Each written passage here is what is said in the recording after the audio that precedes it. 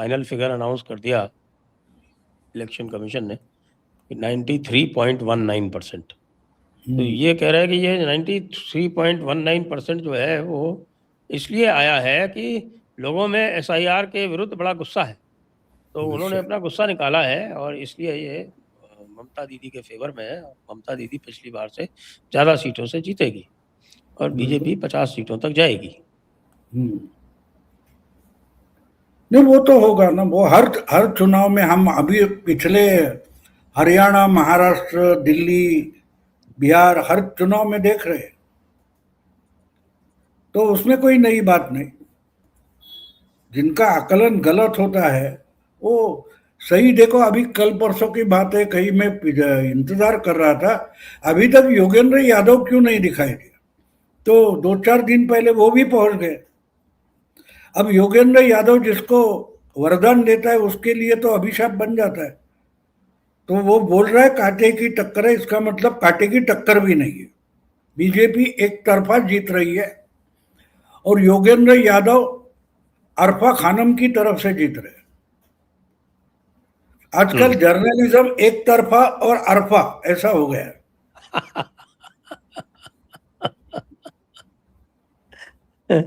हाँ, नहीं, अरफा का देखा मैंने, अरफा खानम और योगेंद्र यादव आपस नहीं, में मुझे आप एक बात बताइए कि हर जगह, मुझे याद है 10-15 साल पहले जब ये टीवी वगैरह शुरू हो गए ज्यादा, तो मुंबई में कोई चुनाव था और हमारे अनुपम खेर वगैरह कुछ लोग सेलिब्रिटी है, वो भी गुस्से में आकर रास्ते पर कैमरे के सामने बोल रहे कि मेरा नाम कैसे कट गया, मेरा नाम कैसे कट गया। ये हम देखते थे। अब इधर तो 91 लाख लोगों का नाम कट गया और कोई भी एक कैमरे के सामने आकर नहीं बोल रहा है कि मेरा नाम कट गया। और ये तो चिल्ला रहे थे कि 91 लाख कट गए और ये जेन्युइन सब होते। तो जेन्युइन में एक भी ना सुप्रीम कोर्ट में आता है, ना हाई कोर्ट में आता है, ना चुनाव आयोग के सामने आता है, ना कैमरे के भी सामने आ रहा है। ये कौन सा है? ये सब मिस्टर इंडिया बोल गए क्या? जो मिस्टर इंडिया दिखता नहीं लेकिन होता है। और क्या हम सब मोगेम्बो बन गए क्या? तो ये लोग मोगेम्बो है, उनको शायद दिखता होगा, हमें नहीं दिखता है। तो ये जो सुनामी आई है पहले फेज में, तो ये तो आपने जो भविष्यवाणी की थी ये तो उसी की तरफ इंगित करती दिखाई पड़ रही है। नहीं भाई, पहले से 2-3 महीने से मैं बोल रहा हूँ बीजेपी जीतेगी 150 प्लस में, जनवरी से बोल रहा हूँ। लेकिन अब पिछले 15-20 दिन के पहले मैंने शुरू, मेरा अंदाजा यह है कि ममता दीदी ट्रिपल डिजिट क्रॉस नहीं करेगी। हाँ, अभी एक बात है कि मुझे गलत साबित करना का कोशिश करेगी तो 50 के नीचे भी आ जाएगी, वो बात अलग है, क्योंकि साले भाऊ को गलत साबित करना है। तो 50 के नीचे, अब हंसो मत, ये हम बातें करते थे और बिहार में हो गया। मैंने बोला था कि शायद 50 के नीचे आकर मुझे गलत साबित करेंगे, मैं तो 100 के नीचे बोल रहा हूँ। तो ये होता है। क्या होता है, सुनामी की एक बात होती है ना, सुनामी एक्वायर्ड नॉलेज जिसके पास है ना उसको पता नहीं चलती, जानवरों को जल्दी पता चलता है। 8 घंटे 6 घंटे पहले जानवरों को पता चलता है कि सुनामी आ रही है, वो ऊंचाई की तरफ भाग जाते हैं।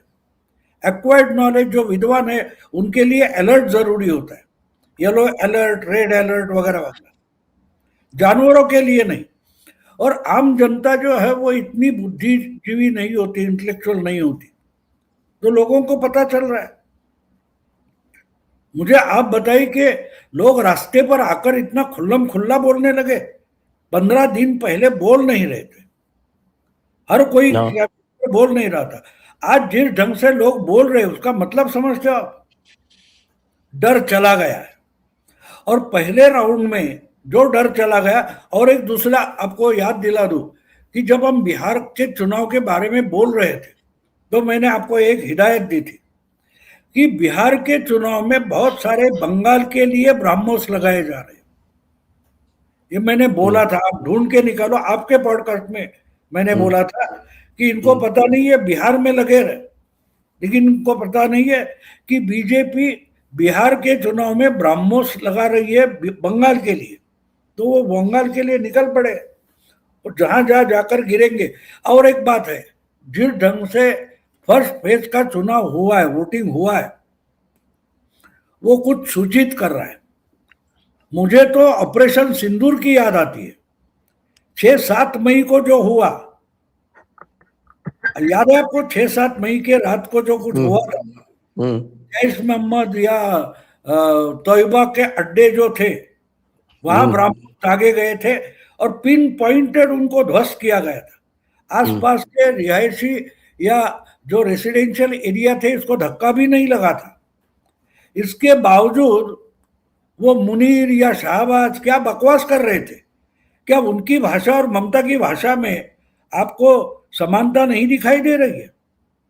हम तो इनको चकनाचूर कर देंगे, ये कर देंगे, वो कर देंगे। और 9 और 10 मई के रात को फिर डायरेक्टली मिलिट्री इंस्टॉलेशंस पर हमला हुआ, वो एयर बेसेस उद्ध्वस्त किए गए, मिलिट्री इंस्टॉलेशंस, वो किंद्रा किया, क्या बोलते हैं उसका नाम भूल गया, जो जहां पहाड़ी थी, किराना हिल्स, किराना हिल, जहां इनके परमाणु बम वगैरह रखे बोला जाता है, उस पर तक हमला हो गया। अब बात समझिए, पहले फेज का जो वोटिंग हुआ है वो सिंदूर 6-7 मई का है, और दूसरे फेज का जो है वो 9-10 का है। अब देखिए कि पहली फेज आसान होती है, क्योंकि यह मिलिट्री इंस्टॉलेशन नहीं थी, छुपे हुए अड्डे थे। दूसरी फेज मुश्किल होती है ऑपरेशन सिंदूर में। तो जो पहला हो गया वो बीजेपी के लिए आसान कहा जाता है। तो अबे सिंदूर का दूसरा पार्ट क्या है वो देख, तो पता चलेगा कि दूसरे पार्ट में 142 में क्या होने वाला।